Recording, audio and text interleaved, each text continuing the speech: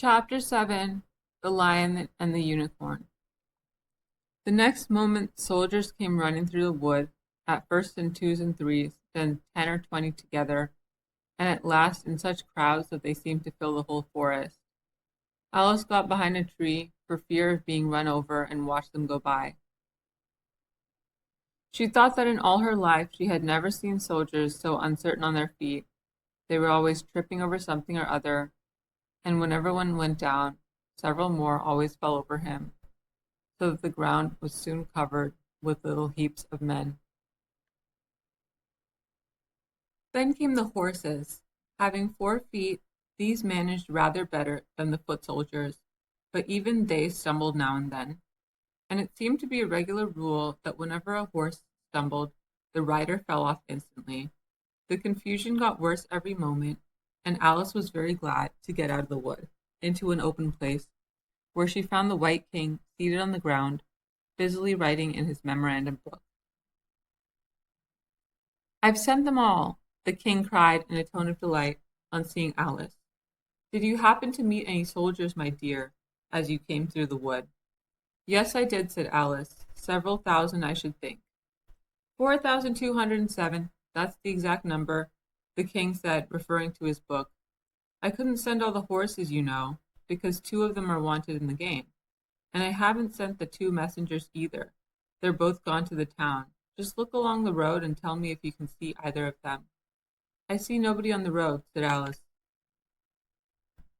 "I only wish I had such eyes," the king remarked in a fretful tone, "to be able to see nobody, and at that distance too. Why, it's as much as I can do to see real people by this light." All this was lost on Alice, who was still looking intently along the road, shading her eyes with one hand. "I see somebody now," she exclaimed at last, "but he's coming very slowly, and what curious attitudes he goes into!" For the messenger kept skipping up and down and wriggling like an eel as he came along, with his great hands spread out like fans on each side. "Not at all," said the king. "He's an Anglo-Saxon messenger, and those are Anglo-Saxon attitudes. He only does them when he's happy. His name is Haga. He pronounced it so as to rhyme with mayor. I love my love with an H," Alice couldn't help beginning, "because he is happy. I hate him with an H, because he is hideous. I fed him with, with ham sandwiches and hay. His name is Hayer, and he lives. He lives on the hill," the king remarked simply, without the least idea that he was joining in the game, while Alice was still hesitating for a name of a town beginning with H. "The other messenger is called Hadda. I must have 2, you know, to come and go. One to come and one to go." "I beg your pardon," said Alice.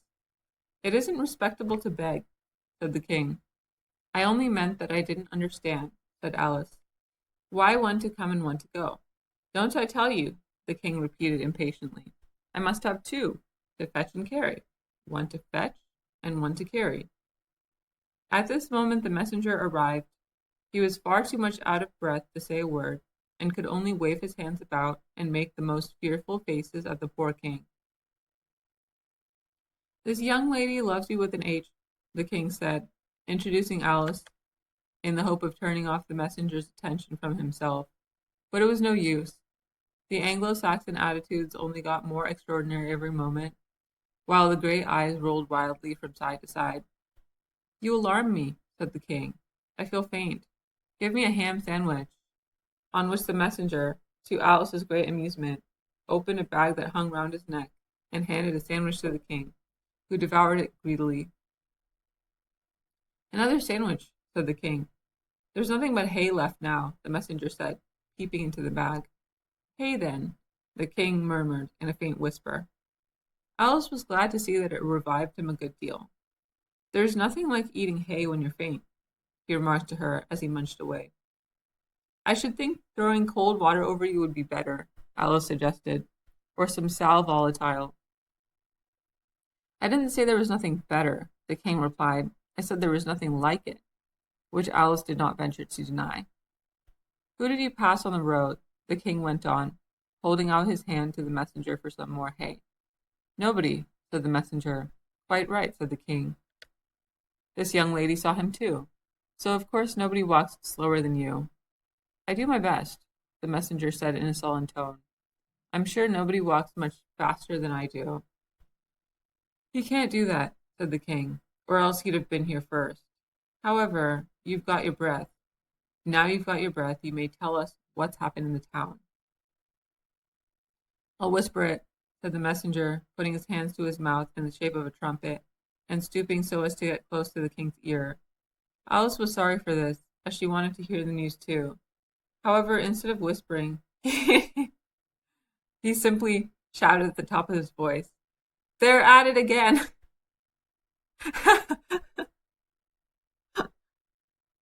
Do you call that a whisper? Cried the poor king, jumping up and shaking himself. If you do such a thing again, I'll have you buttered. It went through and through my head like an earthquake. It would have to be a very tiny earthquake, thought Alice. Who are at it again? She ventured to ask. Why, the lion and the unicorn, of course, said the king. Fighting for the crown? Yes, to be sure, said the king. And the best of the joke is that it's my crown all the while. Let's run and see them. And they trotted off, Alice repeating to herself as she ran the words of the old song. The lion and the unicorn were fighting for the crown. The lion beat the unicorn all round the town. Some gave them white bread, some gave them brown, some gave them plum cake, and drummed them out of town. Does the one that wins get the crown? She asked as well as she could, for the run was putting her quite out of breath. Dear me, no, said the king. What an idea. Would you be good enough, Alice panted out, after running a little further, to stop a minute, just to get one's breath again? I'm good enough, the king said, only I'm not strong enough. You see, a minute goes by so fearfully quick. You might as well try to stop a bandersnatch. Alice had no more breath for talking, so they trotted on in silence till they came in sight of a great crowd, in the middle of which the lion and unicorn were fighting. They were in such a cloud of dust that at first Alice could not make out which was which, but she soon managed to distinguish the unicorn by his horn. They placed themselves close to where Hadda, the other messenger, was standing watching the fight, with a cup of tea in one hand and a piece of bread and butter in the other. He's only just out of prison, and he hadn't finished his tea when he was sent in, Hare whispered to Alice, and they only give them oyster shells in there, so you see he's very hungry and thirsty. How are you, dear child? He went on, putting his arm affectionately round Hadda's neck. Hadda looked round and nodded, and went on with his bread and butter. Were you happy in prison, dear child? Said Hare. Hadda looked round once more, and this time a tear or two trickled down his cheek, but not a word would he say. Speak, can't you? Hare cried impatiently, but Hadda only munched away and drank some more tea. Speak, won't you? Cried the king. How are they getting on with the fight? Hadda made a desperate effort and swallowed a large piece of bread and butter. They're getting on very well, he said in a choking voice. Each of them has been down about 87 times. Then I suppose they'll soon bring the white bread and the brown, Alice ventured to remark. It's waiting for him now, said Hadda. This is a bit of it as I'm eating. There was a pause in the fight just then, and the lion and the unicorn sat down, panting, while the king called out, 10 minutes allowed for refreshments. Hare and Hadda set to work at once, carrying round trays of white and brown bread. Alice took a piece to taste, but it was very dry. I don't think they'll fight any more today, the king said to Hadda. Go and order the drums to begin. And Hadda went bounding away like a grasshopper. For a minute or two, Alice stood silent, watching him. Suddenly she brightened up. Look, look, she cried, pointing eagerly. There's the White Queen running across the country. She came flying out of the wood over yonder. How fast those queens can run. There's some enemy after her, no doubt, the king said, without even looking round. That wood's full of them. But aren't you going to run and help her? Alice asked, very much surprised at his taking it so quietly. No use, said the king. She runs so fearfully quick. You might as well try to catch a bandersnatch. But I'll make a memorandum about her if you like. She's a dear good creature, he repeated softly to himself as he opened his memorandum book. Do you spell creature with a double E? At this moment, the unicorn sauntered by them with his hands in his pockets. I had the best of it this time, he said to the king, just glancing at him as he passed. A little, the king replied rather nervously. You shouldn't have run him through with your horn, you know. It didn't hurt him, the unicorn said carelessly, and he was going on when his eye happened to fall upon Alice. He turned round instantly and stood for some time looking at her with an air of the deepest disgust. What is this? He said at last. This is a child, Hare replied eagerly, coming in front of Alice to introduce her and spreading out both his hands toward her in an Anglo-Saxon attitude. We only found it today. It's as large as life and twice as natural. I always thought they were fabulous monsters, said the unicorn. Is it alive? It can talk, said Hea solemnly. The unicorn looked dreamily at Alice and said, Talk, child. Alice could not help her lips curling up into a smile as she began. Do you know, I always thought unicorns were fabulous monsters too, and never saw one alive before. Well, now that we have seen each other, said the unicorn, if you'll believe in me, I'll believe in you. Is that a bargain? Yes, if you like, said Alice. Come fetch out the plum cake, old man, the unicorn went on, turning from her to the king. None of you brown bread for me. Certainly, the king muttered, and beckoned to Hare. Open the bag, he whispered. Quick, not that one, that's full of hay. Hare took a large cake out of the bag and gave it to Alice to hold, while he got out a dish and carving knife. How they all came out of it, Alice couldn't guess. It was just like a conjuring trick, she thought. The lion had joined them while this was going on. He looked very tired and sleepy, and his eyes were half shut. What's this? He said, blinking lazily at Alice and speaking in a deep, hollow tone that sounded like the tolling of great bells. Ah, what is it now? The unicorn cried eagerly.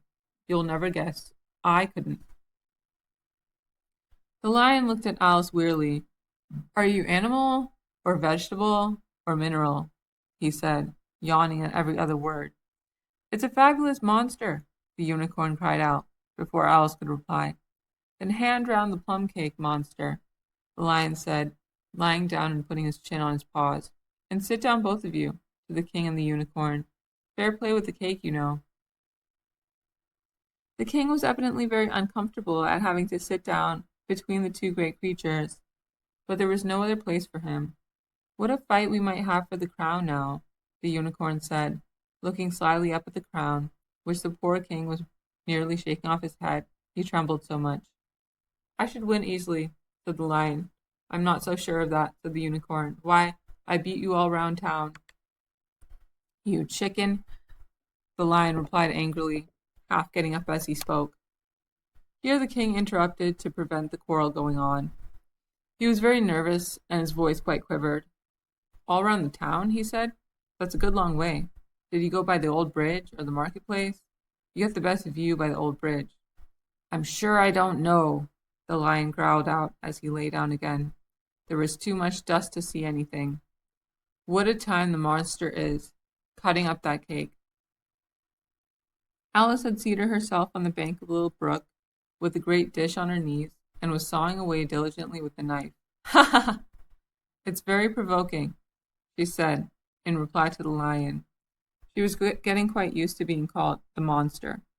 I've cut several slices already, but they always join on again. You don't know how to manage looking-glass cakes, the unicorn remarked. Hand it round first, and cut it afterwards. This sounded nonsense, but Alice very obediently got up and carried the dish round, and the cake divided itself into 3 pieces as she did so. Now cut it up, said the lion, as she returned to her place with the empty dish. I say, this isn't fair, cried the unicorn, as Alice sat with the knife in her hand, very much puzzled how to begin. The monster has given the lion twice as much as me. She's kept none for herself anyhow, said the lion. Do you like plum cake, monster? But before Alice could answer him, the drums began. Where the noise came from she couldn't make out. The air seemed full of it, and it rang through and through her head, till she felt quite deafened.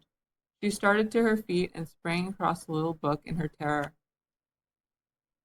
and had just time to see the lion and the unicorn rise to their feet, with angry looks at being interrupted in their feast, before she dropped to her knees and put her hands over her ears, vainly trying to shut out the dreadful uproar. If that doesn't drum them out of town, she thought to herself, nothing ever will.